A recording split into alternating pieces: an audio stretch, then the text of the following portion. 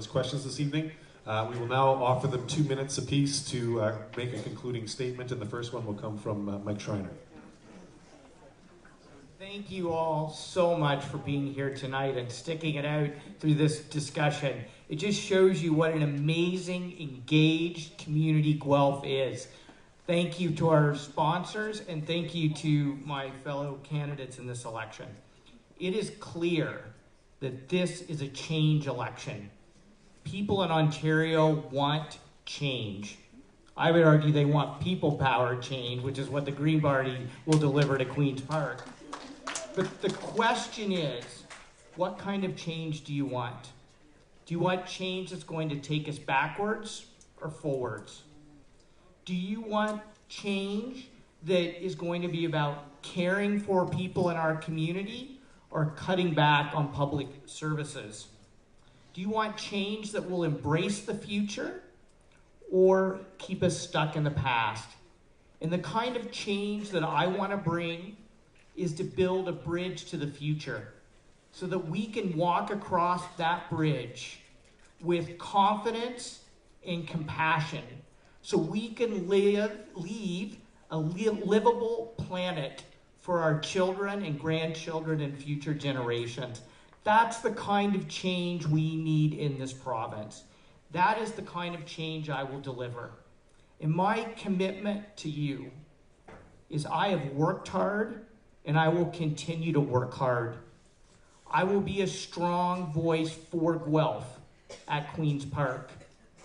I have and I will continue to create spaces in this community to try to bring people together and listen to your solutions so that I can deliver those solutions to Queen's Park. Because on so many issues, Guelph has led.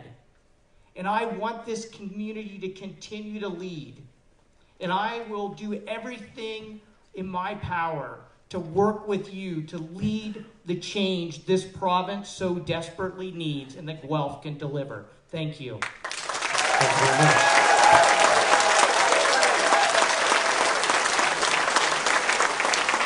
Paul, your closing statement, please.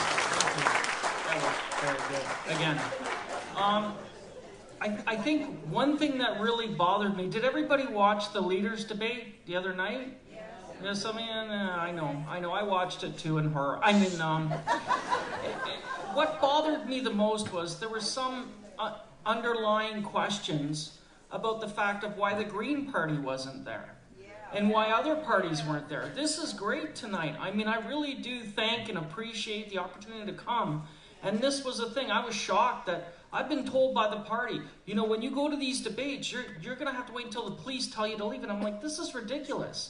This isn't democracy. Is when the Green Party wants to be able to speak, shouldn't they be allowed to speak at the leader debates? When the none of the above party, same thing? That's not democracy to be told you cannot speak. That's freedom of expression. But our courts are telling us, no, if the media wants to do it that way, that's the way they want to do it. And I want to ask tonight, if it's possible, if the three-party candidates can go back to their party and ask them to make sure in the next leader debates that the other parties are invited.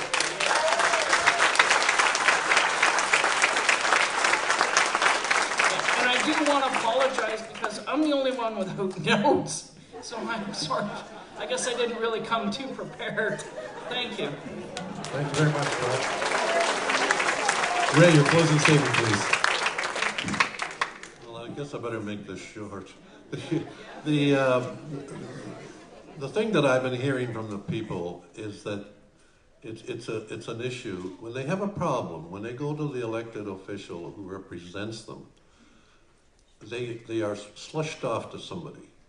There's a couple of situations in Guelph where there's been some underlying things happen from the provincial level, and they were never publicized.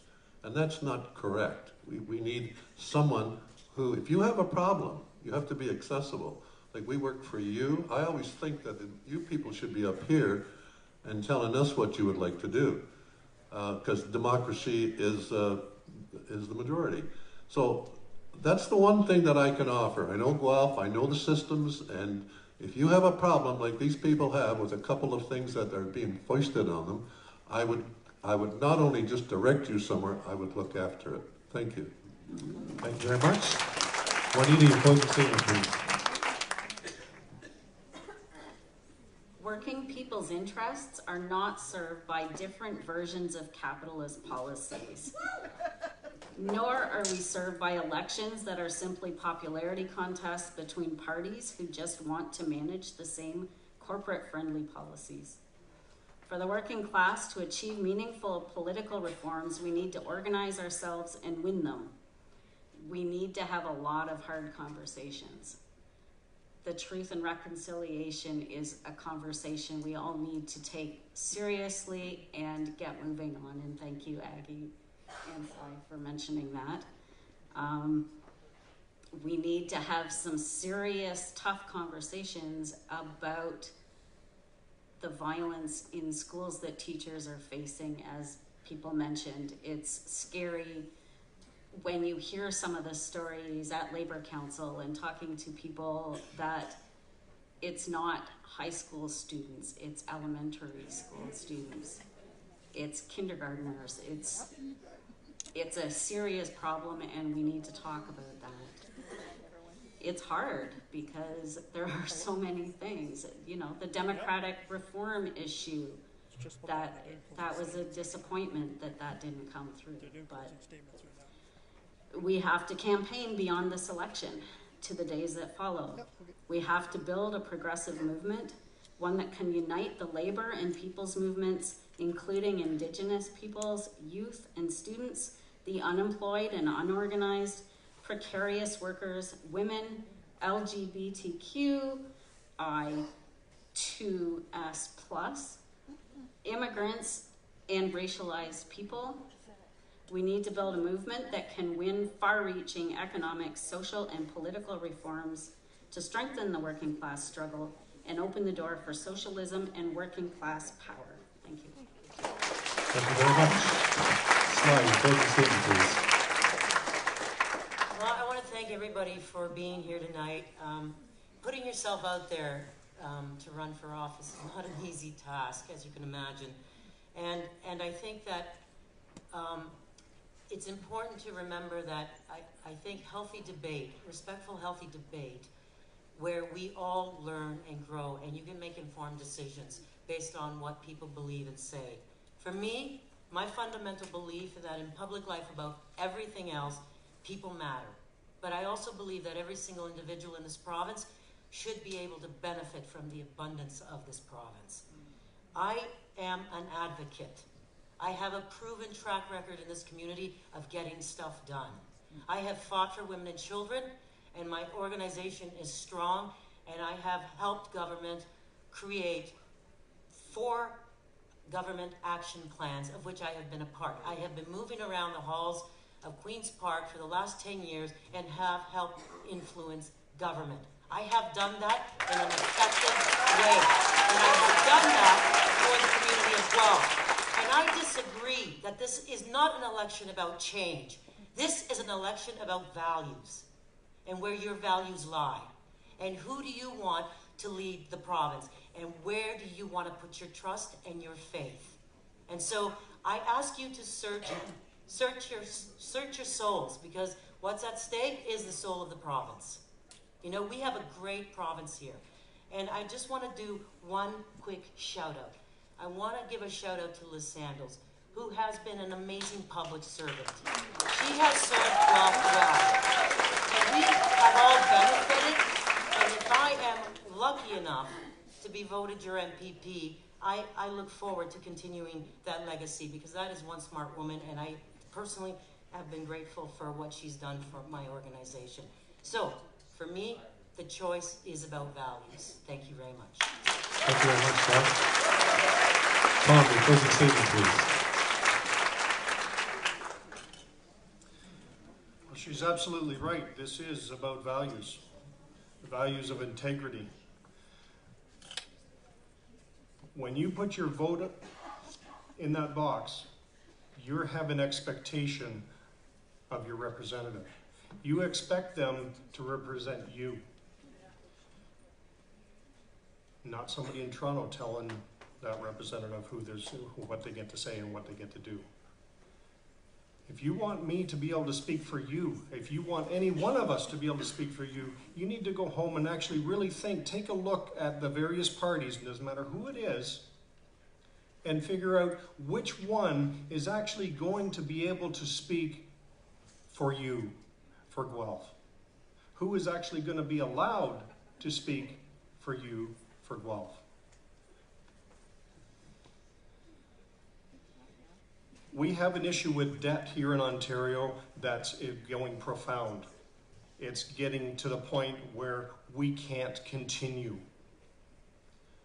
Our grandchildren are going to be paying for our mistakes today. We need to be making those fixes now before our grandchildren.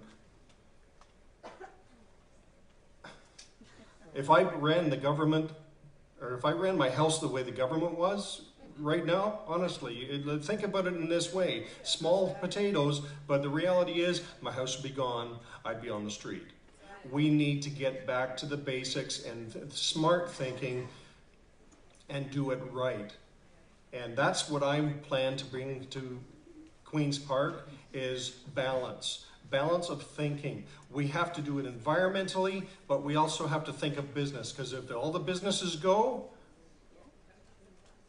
how are we going to afford to do anything else? We're not even going to be able to afford to buy a bottle of water if that was what somebody wanted to do. So we have to think about balance. Thank you. And the final closing statements from Aggie, please.